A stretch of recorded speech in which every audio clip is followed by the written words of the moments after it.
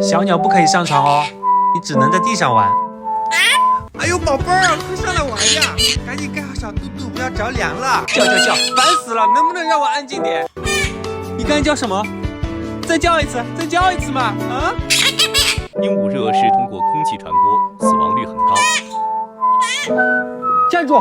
你别过来！等一下，我先洗个手。人类的身上可脏了，我们进出出，病毒什么的都带回来了。你不怕鹦鹉热啦？鹦鹉热就开空调呀。就知道养鸟，老了学着供养。